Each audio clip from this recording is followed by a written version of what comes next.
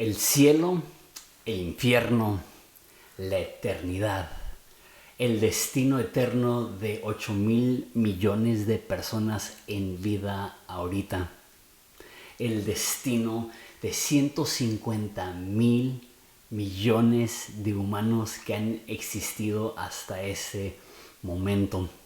Es una pregunta grande, es una pregunta que nos forza a llevar nuestra mente a lugares difíciles, incomprensibles, difíciles de asimilar, difíciles de creer.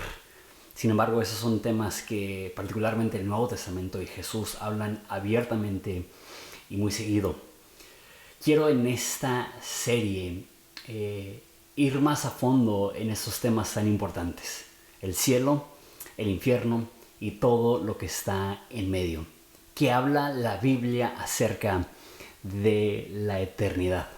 ¿Será que nuestro entendimiento del cielo y del infierno está más formado por cultura griega, que es la madre de la cultura occidente? ¿O podrá ser que nuestro entendimiento del infierno está más formado por Dante y la cultura medieval que lo que dice Jesús?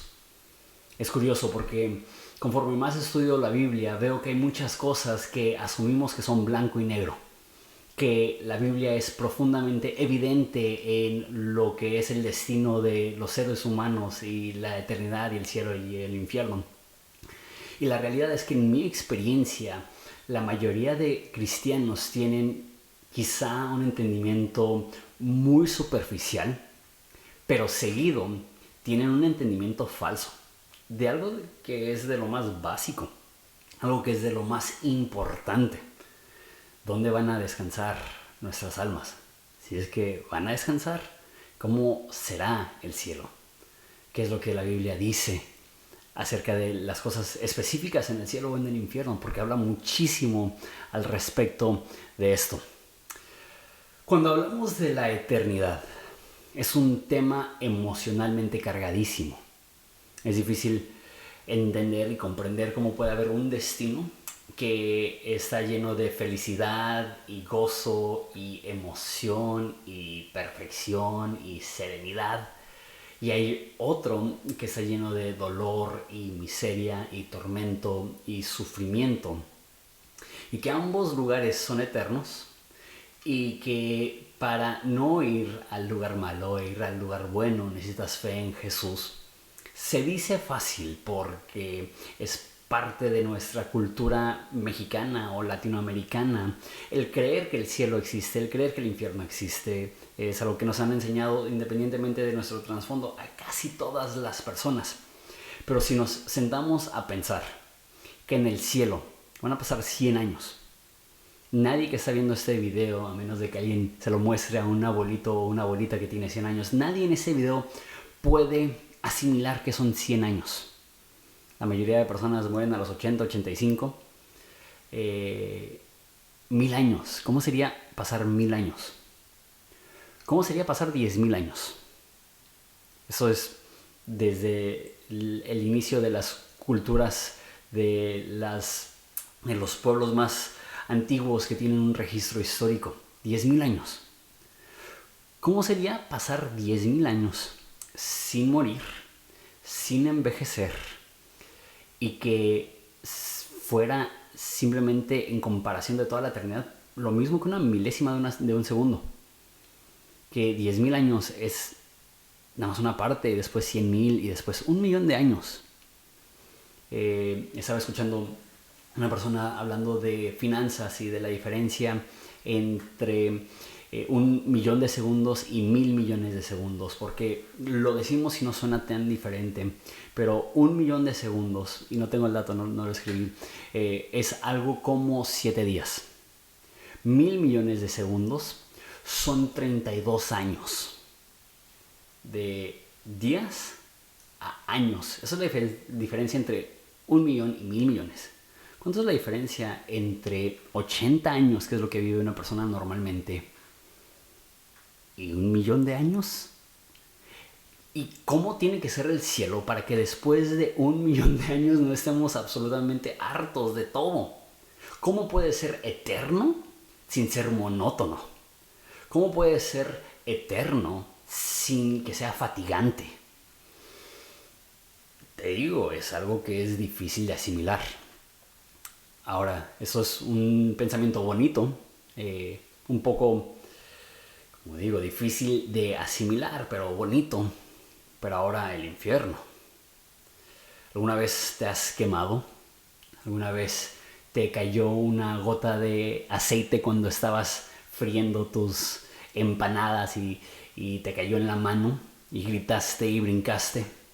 ¿Alguna vez pusiste tu mano sobre un comal caliente? En medio segundo sentimos un dolor que nos hace gritar. ¿Cómo sería sentir esa sensación? No por un medio segundo, sino por 10 minutos. No sé, aquellas personas que fueron quemadas vivas en la antigüedad, que fueron linchadas, no sé cuánto tiempo tardaban en morir. Me imagino que con el humo y con el dolor se desmayaban bastante rápido. ¿Qué será? Una vez que las llamas estaban grandes, 4 minutos. ¿Qué pasaría si se pudiera extender eso a 1 hora? Otra cosa que he escuchado, quién sabe qué tan cierto sea, que cuando te quemas, todos tus nervios tienen puntas en tu piel y es lo que te da sensación, pero cuando te quemas más allá de eso, se queman las puntas de esos nervios y algunas personas que tienen quemaduras de tercer grado pierden la sensación en esa parte del cuerpo. Pero ¿qué pasaría si tienes un cuerpo que puede estar agonizando en llamas sin morir, sin desgastarse, que tengas la capacidad de estar en llamas por 10 minutos y que se sienta igual de terrible que las quemaduras de 1 segundo? Estamos hablando de 10 minutos. Agrégale los tormentos de los demonios. ¿Cómo sería 1 hora de eso? ¿Cómo serían 2 horas? ¿Cómo sería 1 año? Y nada más decirlo me hace sudar frío. ¿10,000 años? ¿1,000,000 de años? Y surge la pregunta, que es más común entre no cristianos, pero sé que también todos los cristianos lo hemos hecho en algún momento, pero a los cristianos no nos gusta pensar en esto. ¿Cómo puede un Dios, que la Biblia dice que es un Dios de amor, permitir que eso exista? ¿Hay alguna alternativa? Esas preguntas son densas. Como digo, esto es emocionalmente cargado. Esto es emocionalmente desgastante, simplemente ponerme a escribir estas cosas. Pero creo que es un ejercicio importantísimo. Eso lo he contado seguido, pero cuando estaba en el Instituto Bíblico, en la primera semana, el director contó una historia que dijo que estaba leyendo la carta de un ateo y el ateo dijo: la razón que soy un ateo es porque no puedo creer en que miles de millones de personas se confiesan ser cristianos y creen que el cielo es un lugar hermoso y eterno y el infierno es un lugar terrible y eterno, y que la única forma de ir al cielo es tener fe en Jesús, y que los cristianos sean tan fríos y tan crueles que no adviertan a nadie.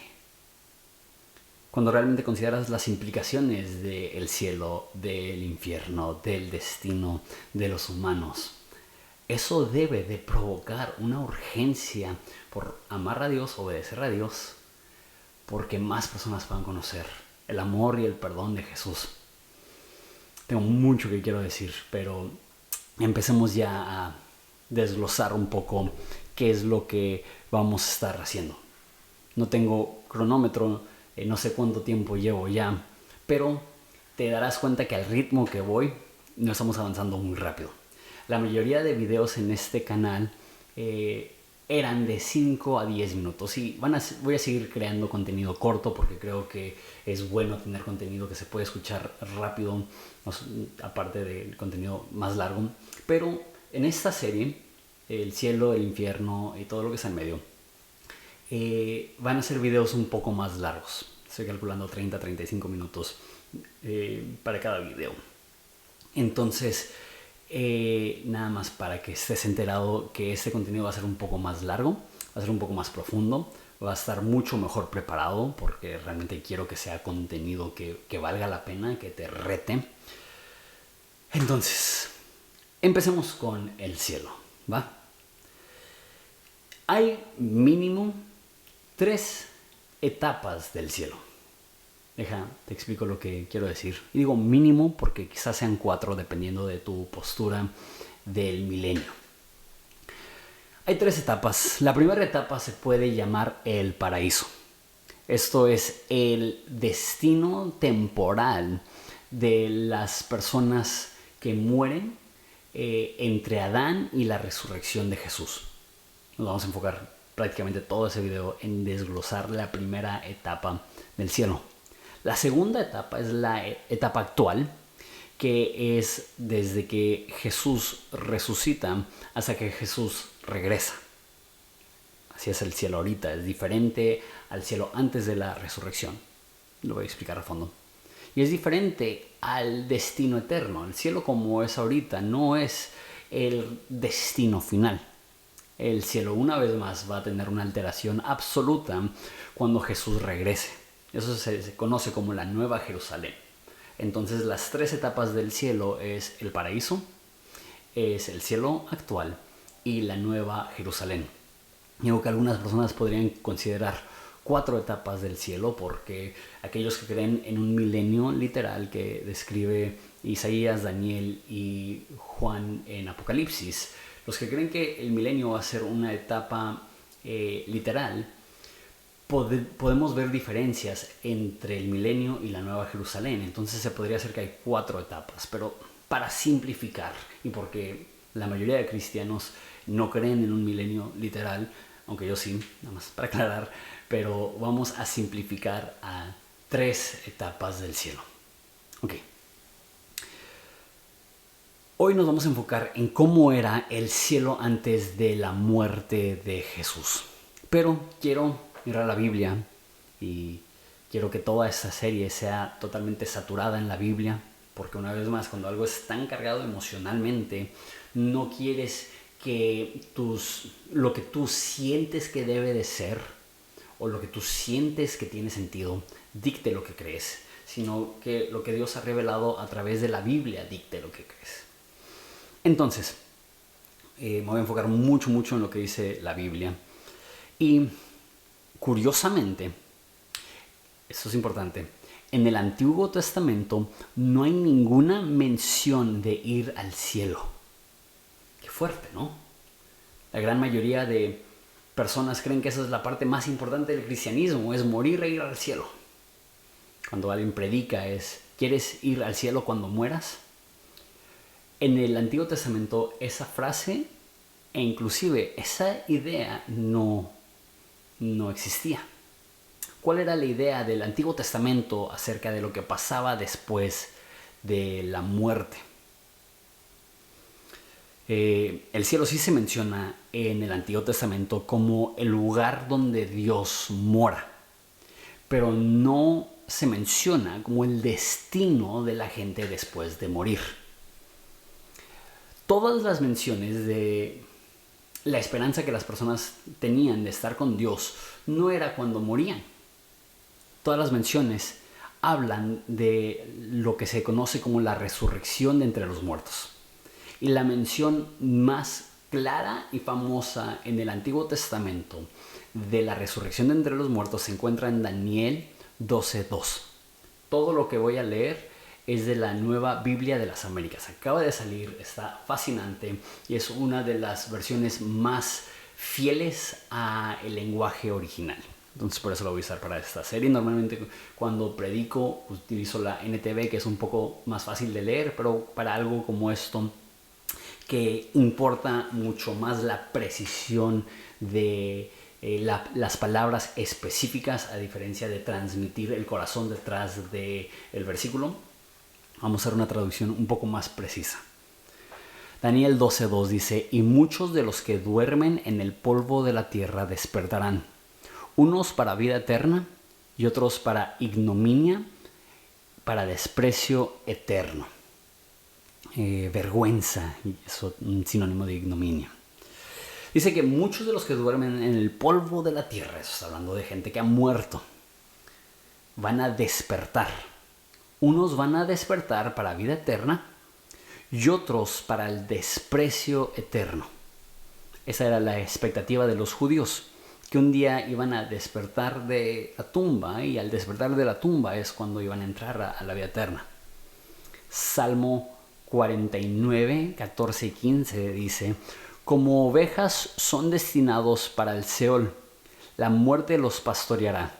Los rectos los regirán por la mañana, su forma será para que el Seol la consuma, de modo que no tienen morada.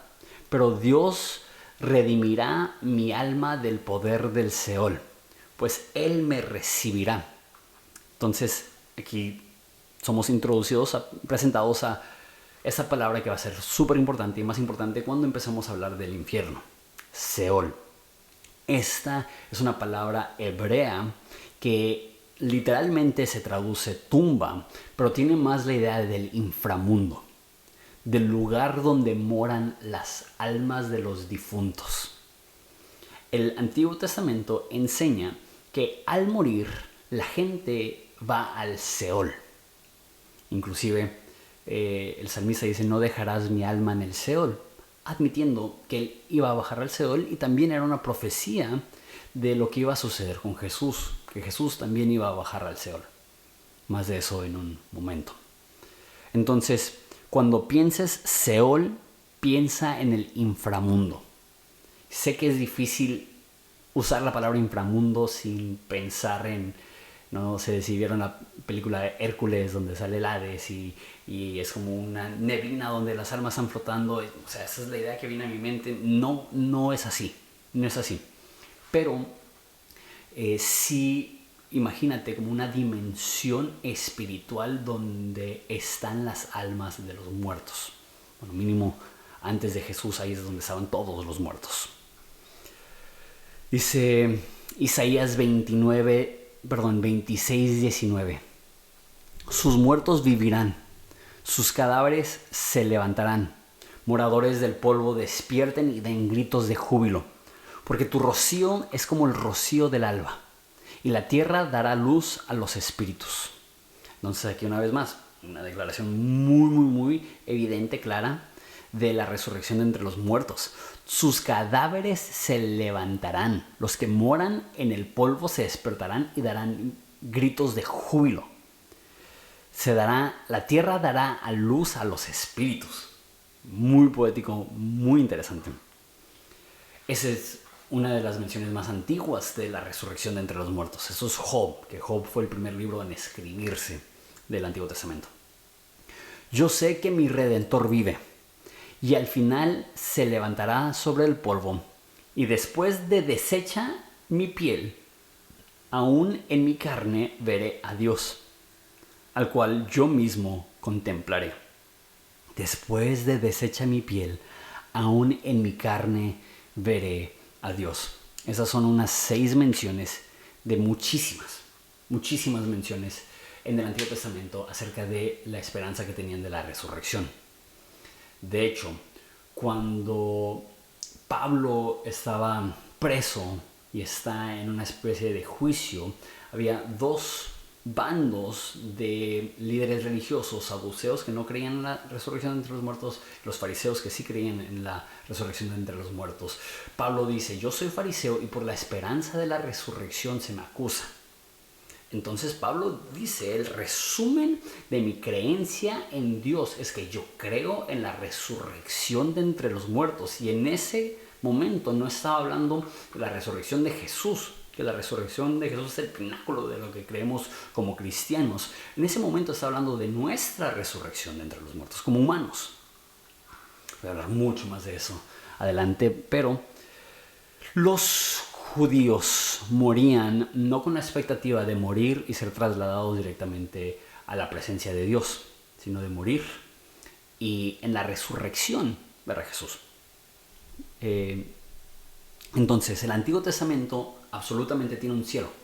Pienso en Job cuando llega Satanás ante Dios y Dios está en su trono y están ahí los ángeles. Pienso en Isaías viendo al Señor alto y sublime. El Antiguo Testamento habla acerca de el cielo como lugar donde Dios mora. Y había una expectativa de pasar la eternidad con Dios, pero la expectativa era que iba a ser después de la resurrección de entre los muertos. Entonces la pregunta es, ¿qué pasaba con sus almas? Cuando un judío practicante, creyendo en la esperanza del Mesías venidero, moría, ¿qué pasaba con sus almas? ¿Se iban al mismo lugar que todos los demás? El Antiguo Testamento no habla de esto, curiosamente. No da detalles de esto. El Nuevo Testamento habla muchísimo más acerca de esto. Jesús nos da una parábola en la que habla de dónde están las personas antes de su resurrección. Esto es Lucas 16, 22 y 23. Dice, sucedió que murió el pobre y fue llevado por los ángeles al seno de Abraham. Y murió también el rico y fue sepultado. En el Hades, eso es importante, el Hades es la palabra griega para la misma palabra Seol. Seol es hebreo, Hades es griego. Perdón, Seol es hebreo, Hades es griego. Creo que sí lo dije bien. Y el Nuevo Testamento se escribió en griego y por ende, aquí la traducción es en el Hades. Alzó el rico sus ojos, estando en tormentos, y vio a Abraham a lo lejos y a Lázaro en su seno. Ahora, una parábola no es un buen lugar para armar tu teología, porque por definición una parábola es una historia que el propósito de la historia no es lo que está sucediendo en la historia, sino lo que está ilustrando la historia. Entonces, no podemos tomar la historia de Lázaro y el hombre rico y decir, así es. Pero, en conjunto, esta parábola con otros pasajes que estamos a punto de ver nos ayuda a armar las piezas del rompecabezas para entender dónde estaban las personas antes de la resurrección de Jesús. Y lo que dice es que los dos están en el Hades. Y no leí toda la historia, pero aquí dice que alzó sus ojos y vio, y dice que le habló a Abraham. Y dijo, manda a Lázaro para que moje la punta de su dedo y la descanse sobre mi lengua. Quería un poco de descanso del tormento que estaba sufriendo, pero la idea aquí es que están en el mismo lugar, hay comunicación. Sin embargo, hay un bando sufriendo y un bando que no está sufriendo. Hay un bando que está en tormento. No sé si dice específicamente llamas, pero sí dice que estaba siendo atormentado, y creo que sí dice llamas en algún otro lugar de esa historia. Y otra persona que está descansando con el patriarca. Entonces, todos los que morían, sus almas bajaban a la tumba, al Seol, al Hades, y de un lado había un bando sufriendo y del otro unos que están en lo que llama el seno de Abraham. Dice Efesios 4, 8 y 9. Dice, por tanto, cuando ascendió a lo alto, llevó cautivo un gran número de cautivos y dio dones a los hombres. Esta expresión, ascendió, ¿qué significa? Sino que también había descendido a las profundidades de la tierra. Efesios 4 dice que Jesús, antes de ascender al cielo, descendió a lo más profundo de la tierra y llevó cautivo a los cautivos. Les quiero leer el Credo de los Apóstoles. Esto es la declaración más básica de lo que significa ser cristiano. Prácticamente, si no crees en el Credo de los Apóstoles, puedes llamarte cristiano, pero te estás desviando de lo básico del cristiano, y puedes llamarte un cristiano, pero esto es lo que creen los cristianos. El Credo de los Apóstoles. Creo en Dios Padre Todopoderoso, Creador del cielo y de la tierra, y en Jesucristo, su único Hijo, nuestro Señor, que fue concebido por obra y gracia del Espíritu Santo, nació de Santa María Virgen, padeció bajo el poder de Poncio Pilato, fue crucificado, muerto y sepultado, y descendió a los infiernos. Y al tercer día resucitó entre los muertos. Subió a los cielos y está sentado a la derecha de Dios Padre Todopoderoso. Dice el credo de los apóstoles, algo que todo cristiano debe de creer, que Jesús fue al infierno. Ahora, la palabra infierno es latín, eso no es ni griego, que es el idioma en el cual fue escrito el Nuevo Testamento, ni hebreo. Es latín, el idioma que hablaba la iglesia, no la primera iglesia, porque la primera iglesia hablaba griego, pero como a los 150 años la mayoría de líderes cristianos hablaban más latín que griego.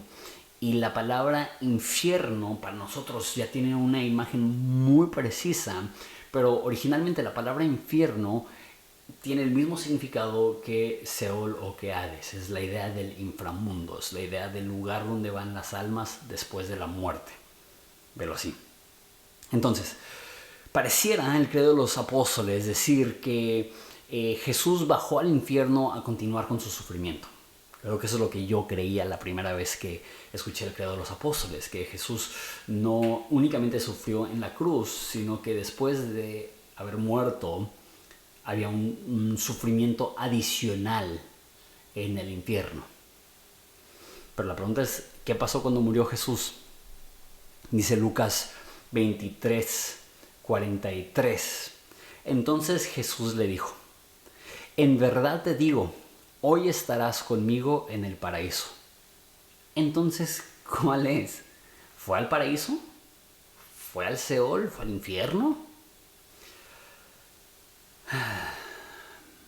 Primera de Pedro 3:18 dice, porque también Cristo murió por los pecados una sola vez, el justo por los injustos, para llevarnos a Dios, muerto en carne, pero vivificado en espíritu.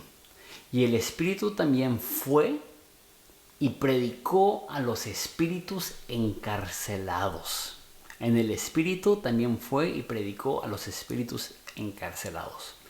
Entonces, Pablo dice en Efesios que Jesús descendió a la profundidad de la tierra. Dice el credo de los apóstoles que Jesús fue al infierno. Jesús dijo que iba a ir al paraíso. Y Pedro dice que fue a predicar a los espíritus encarcelados. ¿Cuál es? Yo creo que todas. Yo creo que el Hades, el Seol, el infierno, antes de la resurrección de Jesús, ahí es donde estaban todos. Los que habían muerto en la fe y en la esperanza del Mesías estaban en el seno de Abraham. Los que habían rechazado al Mesías, los que habían oprimido a los necesitados, los que habían vivido lejos del corazón y los deseos de Dios, estaban en un lugar de tormento. Entonces, dice que el espíritu fue a predicar a los espíritus encarcelados. Eso le da un respaldo bíblico, a lo que la mayoría ya cree, pero creo que necesita un respaldo bíblico, que es que cuando morimos, nuestro cuerpo es sepultado y nuestra alma va a otro lugar. Para las personas antes de la muerte de Jesús, todas las almas iban al Seol. Y ahí es donde fue Jesús en el Espíritu a predicarle a aquellas personas que estaban en el Seol. Entonces yo creo que cuando Jesús muere va al seno de Abraham y esas eran personas que habían creído en el futuro Mesías, pero la Biblia dice que no hay ningún nombre dado a los hombres para el cual pueden ser salvos sino Jesucristo. ¿Y cómo irán si nadie les predica? ¿Cómo creerán si nadie les predica?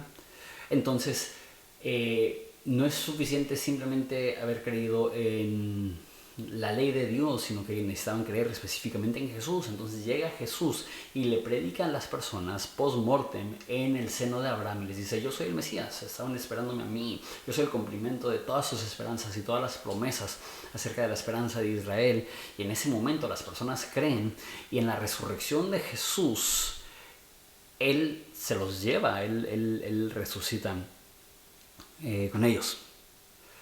Eso también tiene como idea, como primordial, que ¿qué se necesita para ir al cielo? Porque esas personas fueron al Seol o al seno de Abraham y no directo a la presencia de Dios. Y eso es el Evangelio, según la gran mayoría de nosotros, que es que no podemos ir al cielo porque tenemos pecado. Y Dios es santo y no puede tolerar el pecado, no puede estar en la presencia del pecado, no puede admitirnos a su presencia si es que todavía estamos manchados por el pecado. Piénsalo de esta forma: si hay una casa que es de alfombra blanca, perfectamente blanca, y tú llegas todo enlodado, no puedes pasar hasta que seas limpiado. Y dice el Antiguo Testamento, dice Salomón, nadie puede limpiarse a sí mismo. ¿Quién puede decir yo me he limpiado de mi propio pecado? Es el Evangelio. El Evangelio es que Jesús murió para limpiarnos de nuestro pecado, dice 1 Juan, para borrar nuestra maldad. Dice Juan el Bautista, he aquí el Cordero de Dios que quita el pecado del mundo. La forma que podemos ir al cielo es lo que dice Pablo, que seamos hallados en Él, no teniendo la justicia mía que es por la ley, sino la justicia de Dios que es por la fe.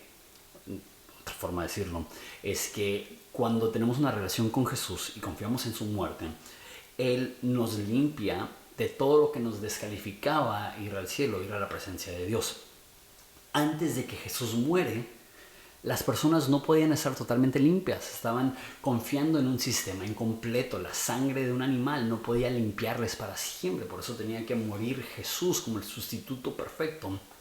Cuando muere Jesús, desciende a lo más profundo de la tierra y estando en lo más profundo de la tierra predica, resucita y este es el cumplimiento de todas las promesas de las personas que estaban creyendo, los que habían muerto, que estaban ahí.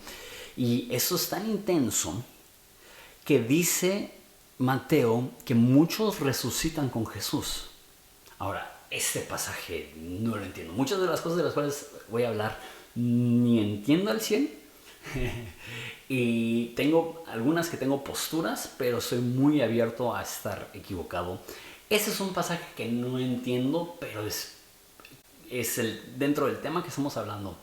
Dice así, Mateo 27:51. En ese momento el velo del templo se rasgó en dos, de arriba hacia abajo. La tierra tembló, las rocas se partieron.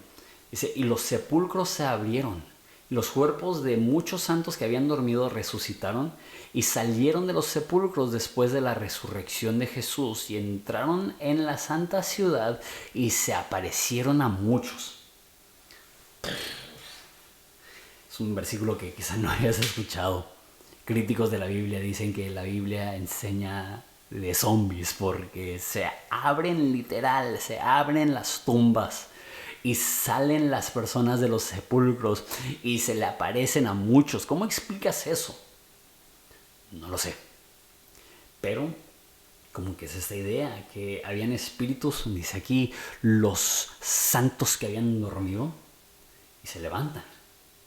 Significa que se levantan David y Salomón y Abraham. No sé. Pero definitivamente llevó cautivo a la cautividad. Llevó como esclavos de Jesús a los que eran esclavos del inframundo. Y creo yo que cuando ascienden ellos con él, o de alguna forma, ahí es cuando tienen acceso al cielo. Porque veremos en el próximo video que ahorita el cielo está poblado, está pobladísimo, está inmensamente poblado. Entonces, ¿por qué en el Antiguo Testamento nadie puede ni siquiera acercarse ni en chiste a Dios y ahora el cielo está lleno? Por la muerte y resurrección de Jesús. Ahora, eso significa que cuando Jesús muere, dice Apocalipsis 1:18, eso es Jesús hablando con Juan el apóstol. Dice, yo soy el que vive y estuve muerto, pero ahora estoy vivo por los siglos de los siglos y tengo las llaves de la muerte y del Hades. Esta es esa palabra otra vez. ¿Qué significa eso? Lo que Jesús logró en su muerte y su resurrección fue abrir el Hades para salvación a todos los que creen en Él. No solamente eso, lo vimos hace un segundo, el velo se rasga. ¿Qué significa esto? Que aquellos que no tenían ninguna razón por la cual poder ir al cielo o estar en presencia de Dios, pueden, por la muerte y el perdón de Jesús. Pero no solamente eso. El acceso al Padre no es algo únicamente que podemos disfrutar post-mortem.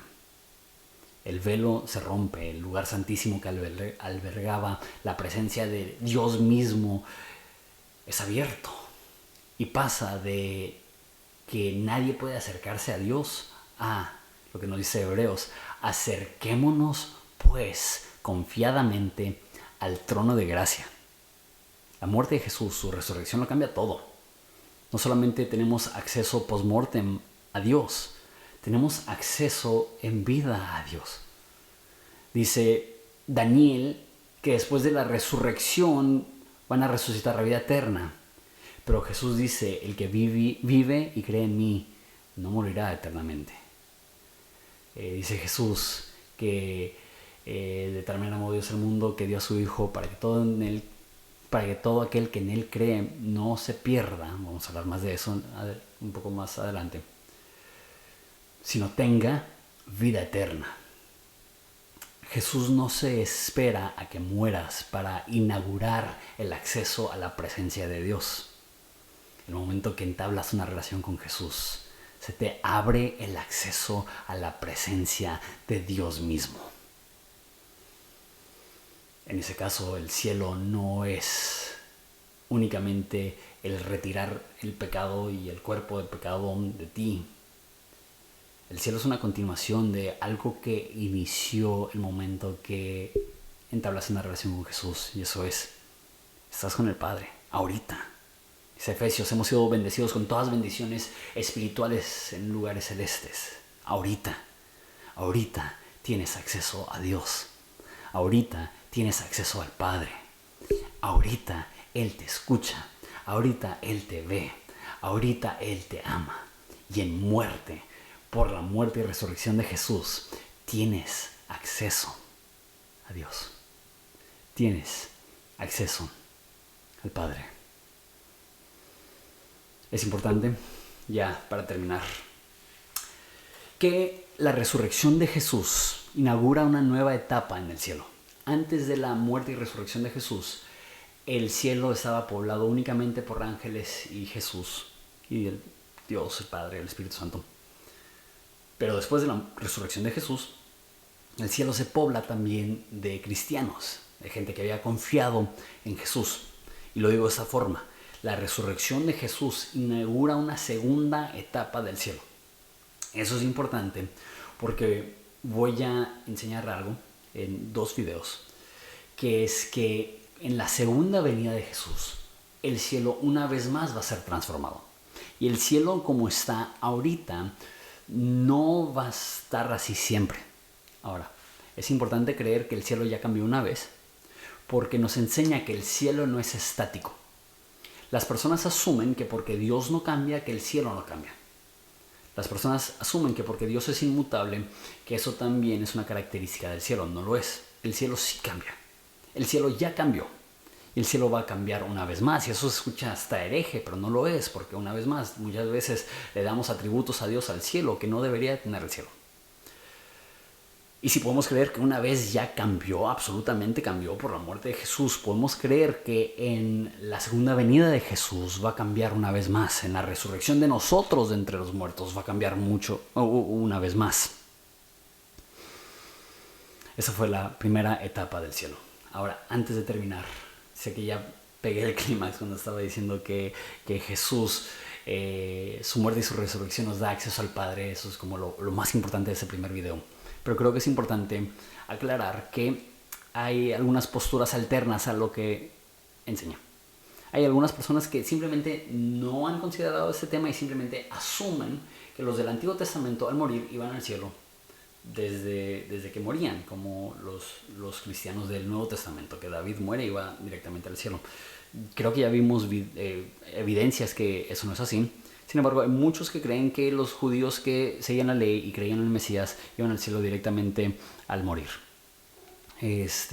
La otra postura, y eso no voy a entrar a fondo porque lo voy a hablar mucho más cuando hablemos del infierno, pero eso es que cuando Jesús desciende al infierno, Hades, tumba, sepulcro, Seol, como le quieras decir, paraíso, seno de Abraham, que no solamente le predicó a los judíos que habían creído, sino que le predicó a todas las personas. Porque dice que los que le predicó a los espíritus encarcelados, que estaban ahí como condena. ¿Por qué hay personas que creen eso? Cuando hablemos del infierno vamos a hablar de una de las posturas, que es el universalismo, que es que algunas personas post-mortem van a ser salvas. Y uno de los argumentos que utilizan los que creen el universalismo es que Jesús ya lo hizo una vez, que Jesús ya fue a predicarle a los espíritus encarcelados, y eso incluye a aquellas personas que ni siquiera habían escuchado el nombre de Dios y el nombre de Jesús. Y algo que va a ser muy polémico en esta serie, y espero que puedas tener la gracia para escucharme y considerar lo que te estoy diciendo y no cerrarte simplemente porque soy abierto a cosas que para muchos creen que es una herejía. Yo creo que lo que es la versión tradicional del cielo y del infierno, más del infierno. Del cielo creo que la versión tradicional es que tu espíritu se va al cielo para siempre y ahí vivimos, pero yo creo en la resurrección entre los muertos, en la nueva tierra, la nueva Jerusalén. Hablaré más de eso en 2 videos. Pero el infierno yo sí creo que es un lugar de tormento para aquellas personas que rechazan a Jesús. Sin embargo, hay muchísimos pasajes que parecieran estar hablando de otras 2 posturas, que es aniquilacionismo y universalismo. Y creo que esas 2 posturas tienen componentes que me hacen que no lo pueda descartar, que haya una leve posibilidad de que así sea. Porque en ese pasaje de Primera de Pedro dice que fue a predicar a los espíritus encarcelados, pero luego específicamente dice que fueron los espíritus encarcelados por su maldad.